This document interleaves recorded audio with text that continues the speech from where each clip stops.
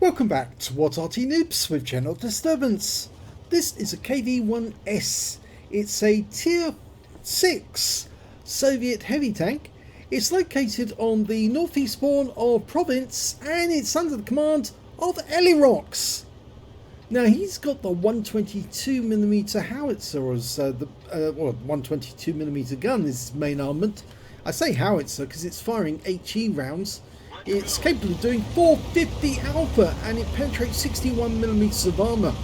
But unfortunately the KV-1S was never armed with this gun because all KV-1Ss, or 1083 of them, were actually armed with the 76mm gun, which is basically no difference from the ones on the T-34 or the ones on the KV-1. Now the KV-1S was actually 5 tons lighter than the KV-1, which made it appreciably faster, but it still had pretty solid armour to boot, so it could basically keep up with the T-34s to some extent, because the KV-1s were very slow. They actually couldn't keep up with the T-34s on the whole, and he fired that round over the top of the Type 58 just in case there was somebody waiting in the bushes. Now they built this one in 1942. You remember, you probably know that the KV-1 came into existence in 1940. Well, the majority of them built around about then, because obviously that's when the Winter War happened and the KV-1s were used in the Winter War to good effect. Type 58, which is basically a Chinese version of the T-34-85, is moving forward quite rapidly, and Elirox has decided to go with him, but I think caution's advised because that is a KV-2 and he could ruin their game very, very quickly. But so could Elirox if he gets the derp gun into him. Hello! That was close! Right through his rear for 423. That was close! You have to be very careful on this ledge because if you get it wrong, you fall over. He actually used the heat round on the KV-2. He's loaded another heat round right now. Who's his next victim? Oh, Bishop. In fact, actually a bit of a waste to fire a heat round at him. Close. But gets the M10 RBFM instead, so that's his second kill. He's still loading the heat, which is going to be expensive at the end. That was fucking close! He does put a big round into the M10. And that Bishop is looking directly at him, but his teammates have come up and... oh no! He just hit the Type 58 who drove in front of him. So any chance of him getting a high caliber has just gone straight out the window. Yeah, you have to be so careful. You don't do any team damage anymore, but you can easily lose a medal simply by virtue of being careless with where you find your shell. And if you hit your teammates... oh, and he just hit the wreck of that M10, and that took the round instead. Now he also needs to aim onto one of those tanks that he can see. Puts a big one into the SU-100.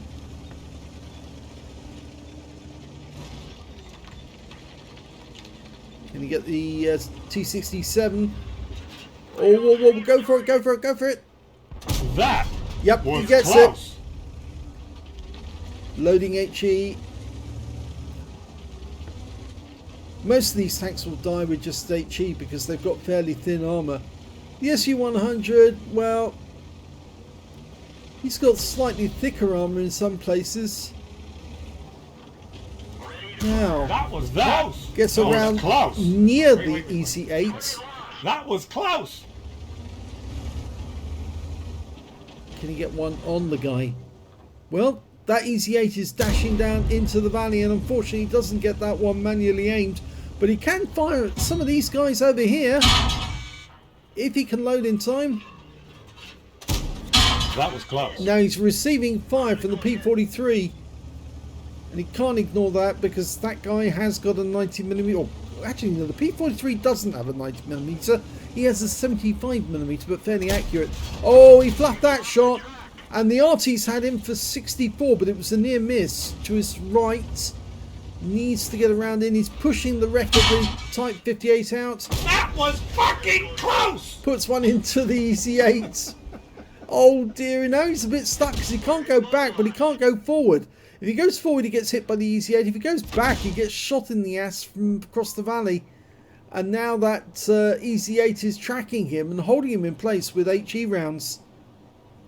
And that's waiting for the M41 to get reloaded. And that's better. Close. Now move. Unfortunately, he's tracked, but he needs to get out of here. He would have qualified for high caliber at this point because he's done 20% of the enemy hit pool. But of course, he won't get it because he hit his teammate, and that disqualifies you automatically. Now get the Arty quickly over here somewhere in the bushes, and then you can deal with the P43. Only 2 left now. There he is. That was fucking close! Very simple kill. That's mutilating the dead. Oh well, no, it's just pushing them out the way. Okay, well, they dealt with the P43. Game's over. So let's have a look at the end of battle stats. And here's the end of battle stats, and it was an ace tanker for Elirox in the KV-1S. In fact, it's his first ace tanker in this tank, so congratulations. He also managed to get a fire for effect for doing more damage than hit points to his own vehicle, a fighter badge for getting at least 4 kills. He actually ended up with 4 in the end. A duelist for taking down 2 tanks who damaged him, and a bruiser medal for getting at least 5 critical hits. His win rate from that battle was 9,858, which is very good. It's Super Unicum standard. In fact, more than Super Unicum standard. It's quite a bit more. We look at team score, we can see he did get the highest damage in the game, but no high caliber because he hit his teammate accidentally. And unfortunately, that disqualifies you straight away. He did earn 20%. As I said, during the battle, the mods tell you when you've hit the 20% mark. But unfortunately, he knew straight away that he wasn't going to get the medal simply because he hit a teammate. And so unfortunate about that. He would have had high caliber otherwise. 4 kills, the highest number of kills. The next high score has been the SU-100, the Fifi, and the Type 58 on the enemy team. And when it came to, sorry, I should have actually said, and the KV-1 on the enemy team, yes, there was quite a few who managed to get 2 kills. SU-100, Fifi, SU-85I, not the box tank, and the Type 58. Yes, got it right this time. And if we look at the base XP, we can see he was top with that one with 1,119. So he was top in all 3 columns, but unfortunately no high caliber. 658 base to the SU-100 and 631 to the KV-1.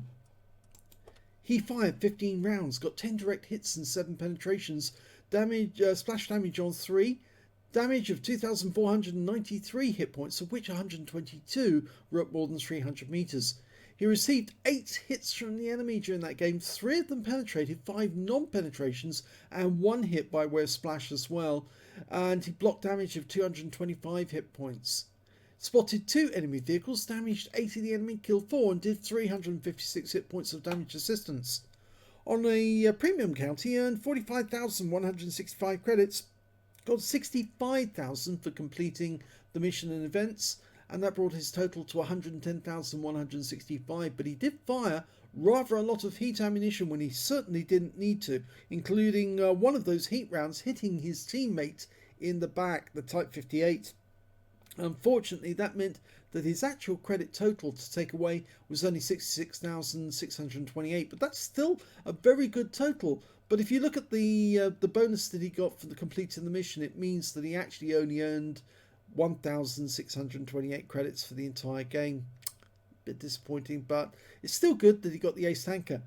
1,678 XP, no multipliers, so that's all the experience points he took away, but it was a good ace tanker right up until the moment that he shot his teammates, at which point it went, oh no, not again.